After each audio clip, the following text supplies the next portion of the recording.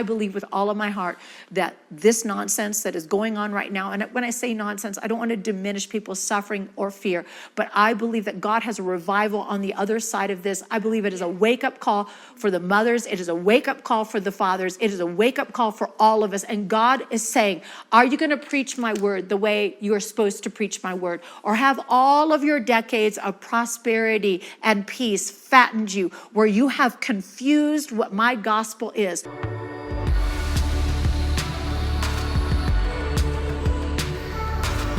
All right, so we're going to close with how to be one. Now, this is the quote I want you to have in your mind when you're thinking about how to be one. There is no way to be a perfect mother and a million ways to be a good one. Jill Churchill said that. Thank you, Jill. So let's not strive for the impossible and miss the opportunities for growth. We are always going to be going after growth, not perfection. When it comes to being any type of mother, perfection quickly morphs into the enemy of good. It's time to stop being so hard on ourselves. So the good news is you can actually be a perfect godmother for any given situation.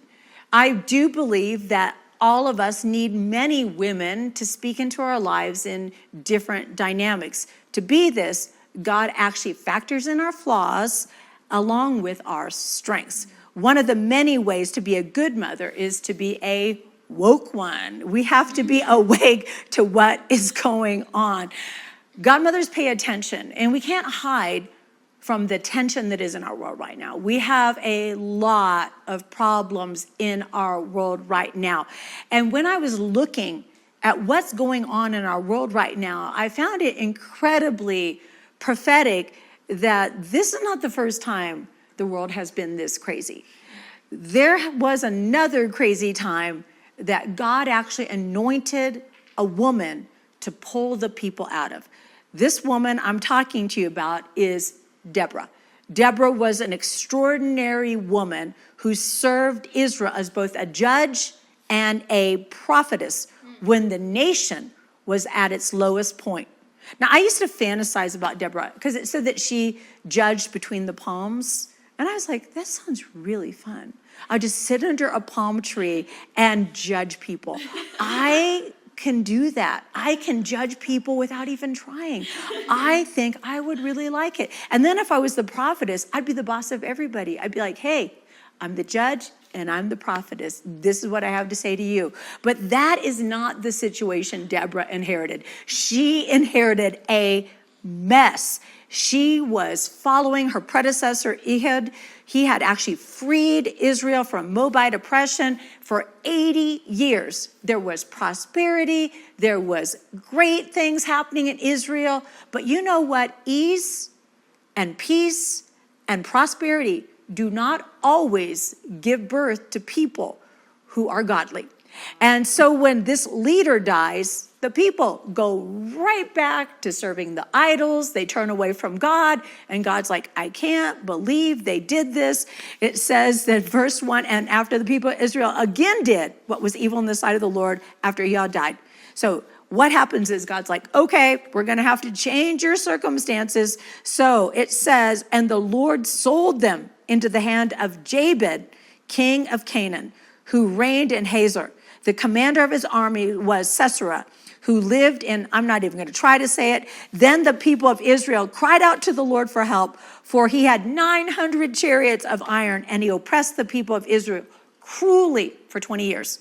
So for 20 years, we got 900 chariots of iron running over the people of God. God's like, okay, you didn't serve me when everything was going great, so I'm going to have to actually sell you, which is crazy, to this Canaanite king until you actually remember who I am. They cry out after 20 years of oppression, 20 years of hardship. Israel was devastated, they were disheartened, they were discouraged, and they were disengaged from one another. This condition of her people was so bad that when Deborah was beginning to judge them, the people wouldn't even go out into the fields to work because they were afraid they would be attacked. Now, I think it's really interesting that we're living in a time period right now where the earth is filled with a pandemic and people are afraid to stay home, afraid to go out. And when people are in isolation, they fight among one another. And so Deborah is having to navigate an enemy on the outside and infighting among God's people. And I look at what we've got right now. We've got an enemy on the outside and infighting among God's people. So Deborah's sitting and judging. Nothing is changing. She's holding court under the palm. There's oppression. There's division. Day in, day out, she listens to the contention and the arguments between her people. And then one day, everything changes. This is what it says in Judges chapter 5, verse 7. It says, village life had ceased. It ceased in Israel until I, Deborah, arose a mother in Israel. What does it mean when it says village life had ceased? Their tradeways were shut down. There was no commerce. Nobody left. Nobody came in. There was no laughter in the street. There was no joy. There was no hope. Life as they knew it had ceased. I feel like that's where we are right now. Life as we knew it has ceased. I'm so tired of hearing the word unprecedented, that we live in unprecedented times. Well, if we live in unprecedented times, they're not unlike these times where village life had ceased, trade routes were shut down, there was no commerce, there was no prosperity, people could not even work what was theirs to work. But everything changed when Deborah decided that she was no longer content to just sit and judge. She was going to arise, not a prophetess, not a judge, but a mother in Israel. I'm going to say this. I believe that mothers are the ones that God is going to use to close a lot of the gaps right now.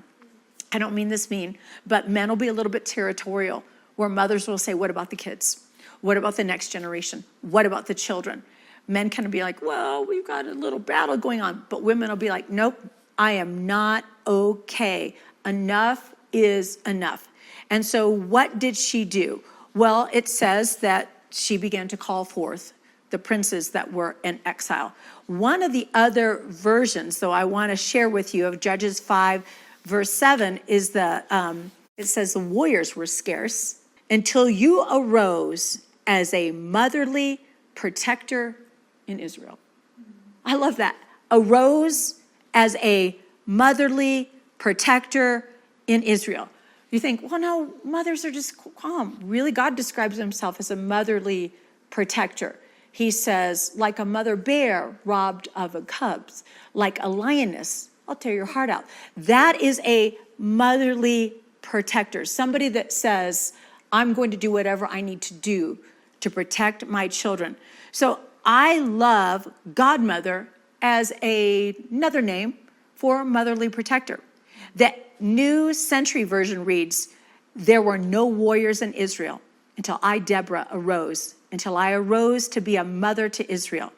But my favorite version, okay, I'm not saying it's the most scriptural, but I am going to say it's my favorite. My favorite version says, warriors became fat and sloppy, no fight left in them. Then you, Deborah, rose up, you got up, a mother in Israel. Thank you, Eugene Peterson, for that moment. So whether there was no warriors or just a few fat ones, everything changed when Deborah arose as a mother. Mothers fight for their sons and daughters. So what did she do? Judges 4:6 says she sent and summoned Barak, the son of Abinadab from Kadesh Naphtali, and said to him, has not the Lord, the God of Israel, commanded you, go gather your men at Mount Tabor, taking 10,000 from the people of Naphtali and the people of Zebulun. He pushes back and is like, I'm not so sure I want to do that. Now, we don't know if he's afraid or just in need of support. I mean, Deborah seems pretty sure about this, but he isn't like, hey, God told me. She's like, has God not said? And he's like, well, maybe. How about you come with me on this one? And so it's important that this mother doesn't pull rank She just lends her strength. Because at the end of the day, it isn't about doing it alone. It's about getting it done. And so she goes ahead and goes along with him. And there's this really messy battle. All the wheels fall off the chariots. And we see the wicked Sisera. He runs to the tent of Jael. And Jael is actually the wife of a spy. But when God begins to do things, all allegiances and alliances shift. And Jael's husband, who was a Canaanite, was not there. And so Jael lures him into the tent.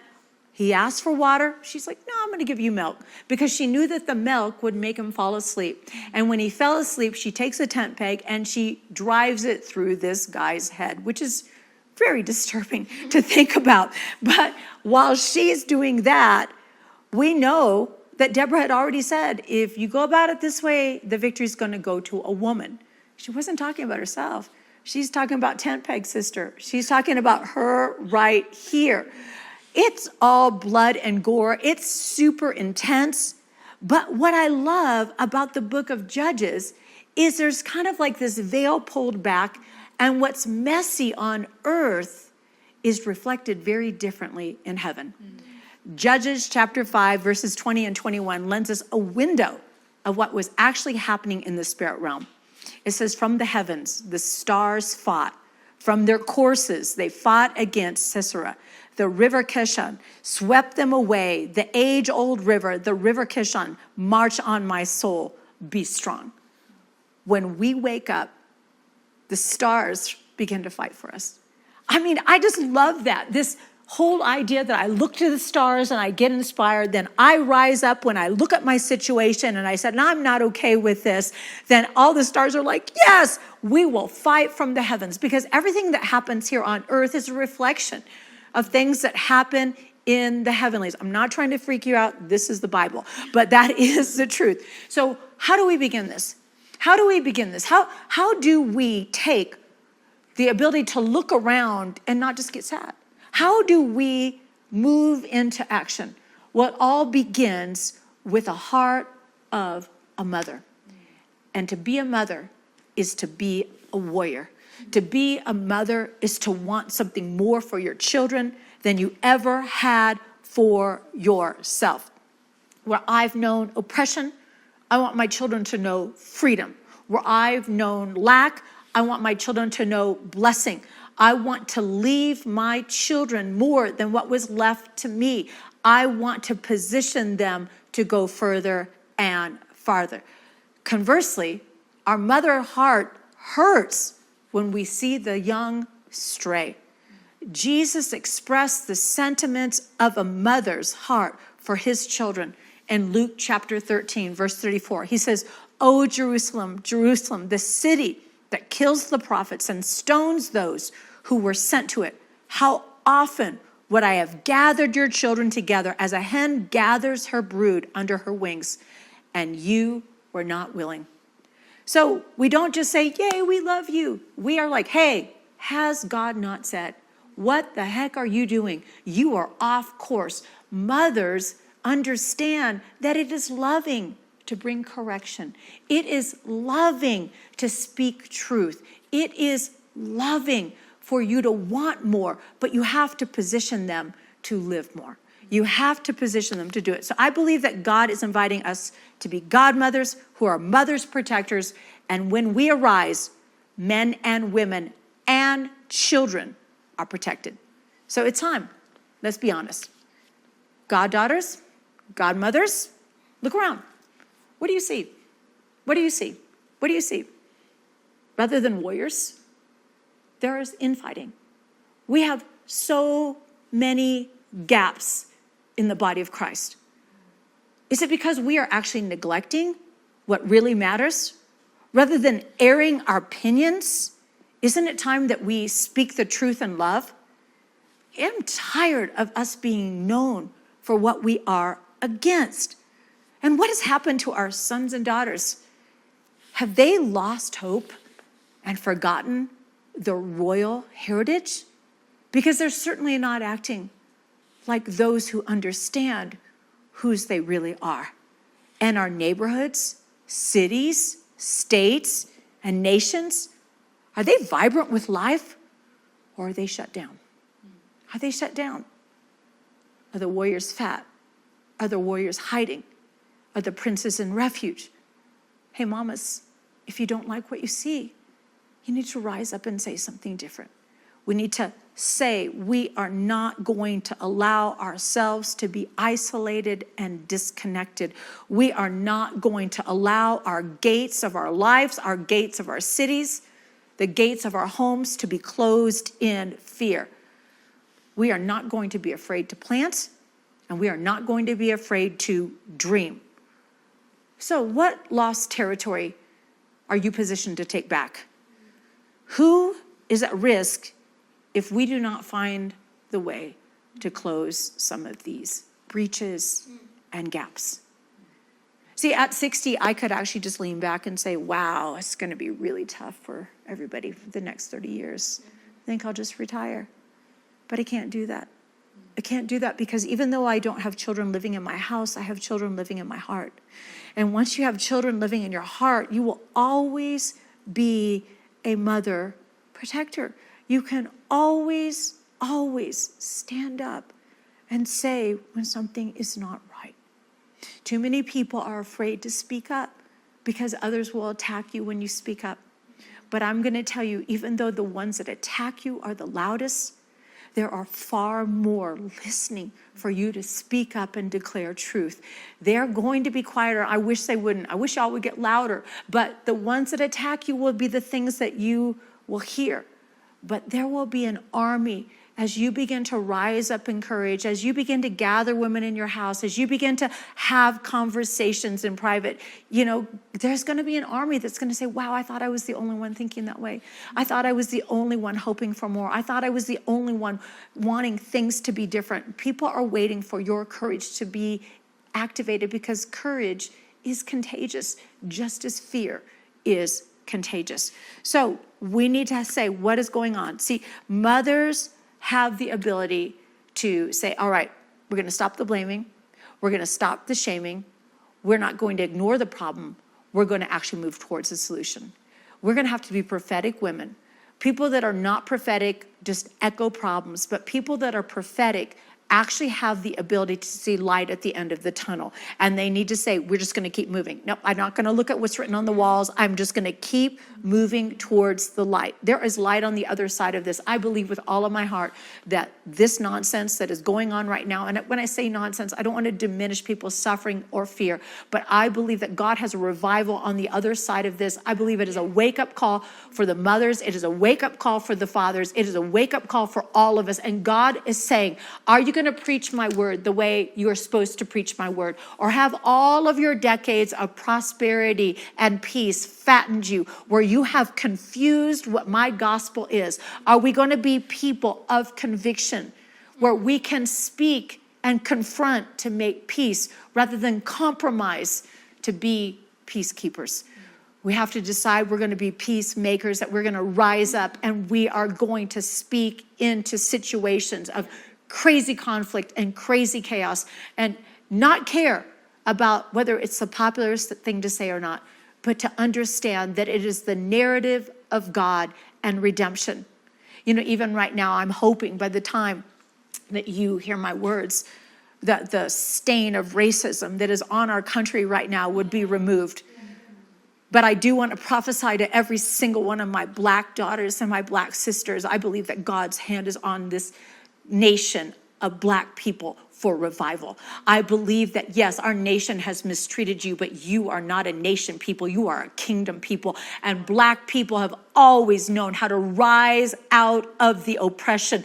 I believe that black people are going to be the key leaders for the next revival. So don't you dare allow the enemy to distract you from what God has on your life as an inheritance. Stop looking to people to be your solution. God is asking you to be those that are conduits of his power. I believe that this nation will be led into a place of revival when everybody hits their knees in Jesus' name.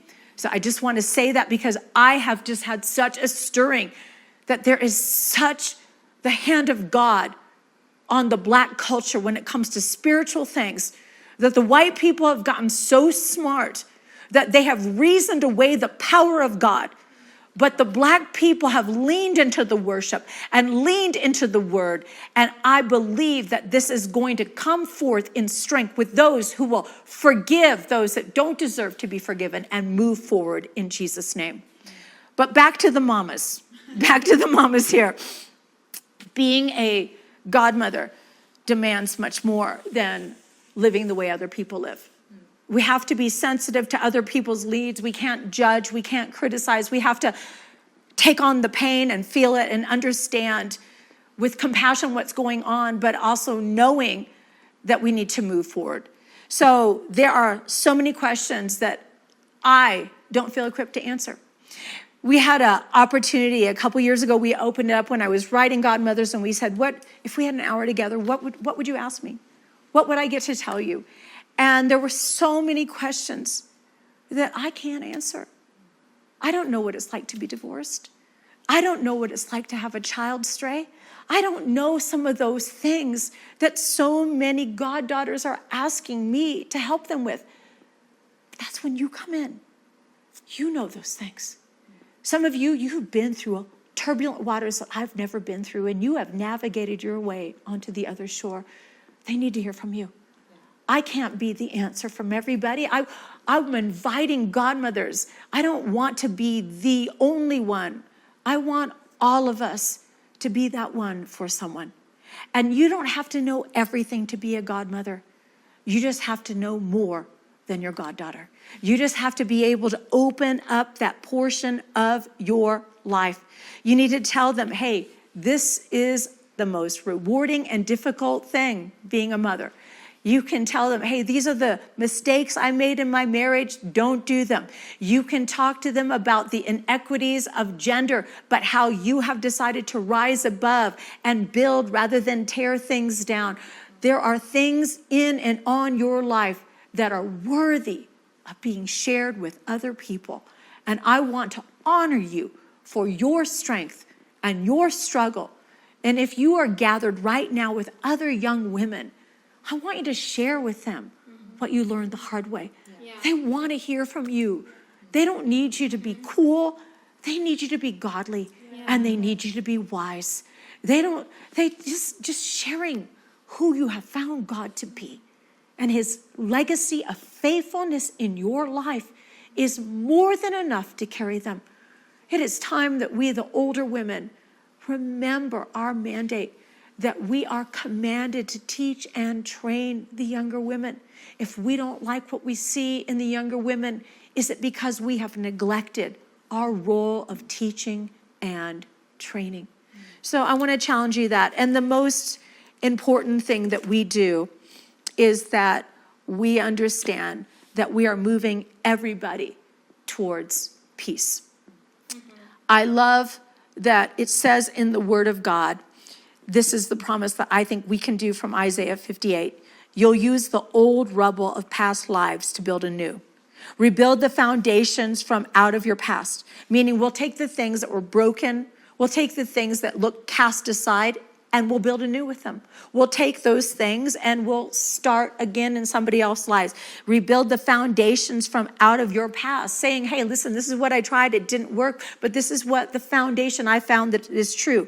You'll be known as those who can fix anything, restore old ruins, rebuild and renovate, make the community livable again. Village life had ceased until we take our broken pieces and begin to build again.